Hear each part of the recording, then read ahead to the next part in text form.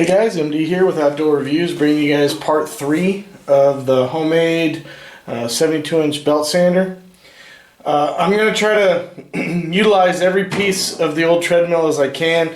Even the base, the base for the sander is made out of the floor paneling of the treadmill itself. And I just kind of cut it. Now I'm probably going to trim it up some more because I just cut up 72 inches of string, well 73, and then tied a knot in it right here. And that's to give me a base of how I'm going to route my belt and what size I need to do. I ordered my belts on Amazon, so they should be here soon.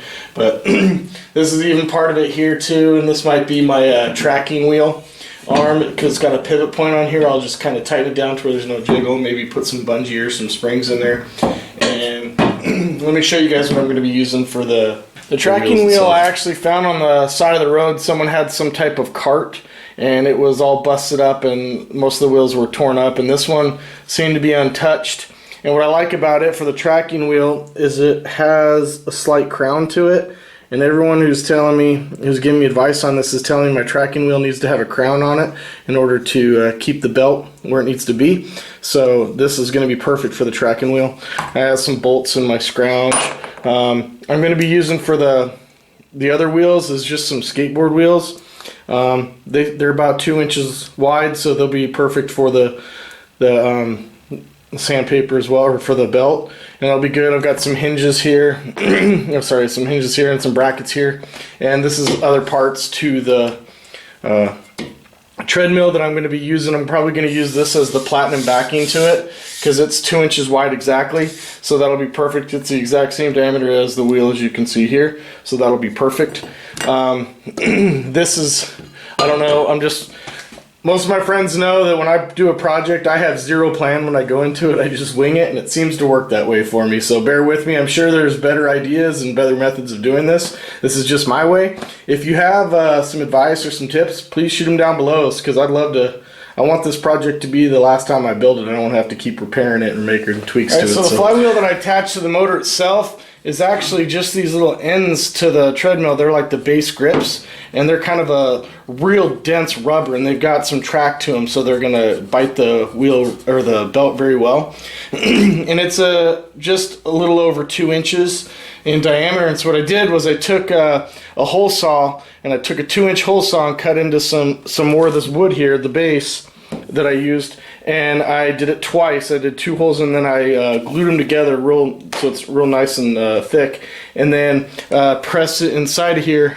Before that I also did a 1-inch hole that was the exact diameter of the actual belt drive for the motor itself, and got it to where it's just a little bit smaller than the belt drive itself.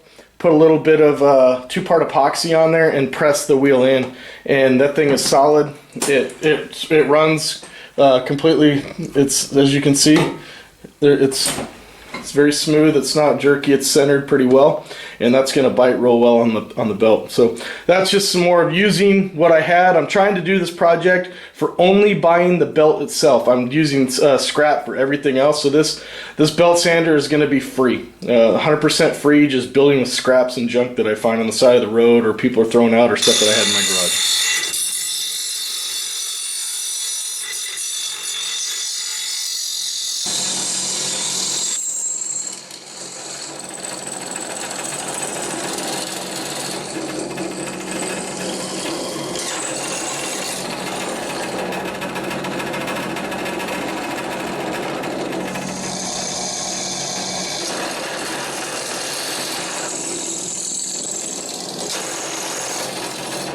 Okay, so now I got the wheel built up here, the top one. This is what it's going to look like with the platinum. I'll somehow mount the bar behind here.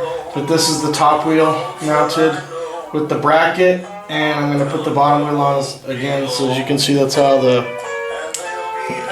it's mounted up. So not too bad. Should work well. Let me go ahead and add the second one on, and I'll show you guys what it looks like. So this is what it's going to roughly look like, just the wheels out front, as you can see. The only thing I'm missing right now is I don't have nuts for these 3 bolts that I've got going through here. So I thought I had some of my scrap. I was wrong. I'm going to have to go look through some more scrap that I got and see if I can't find some. I'm sure I have some. I really don't want to have to buy any parts for this. I want to do it all with scrap. So I'm sure I can find something. But so that's what it's going to look like. I'm going to put the bar right behind here. I'm not sure how I'm going to mount it yet. I might just mount it right here and then have just like a solid piece here. That way I can press up against it for putting the grinds on. So that's part 3. I'm gonna need to find some more hardware, and I'm slowly but surely getting there. So it's coming along nicely. So thanks for watching, guys.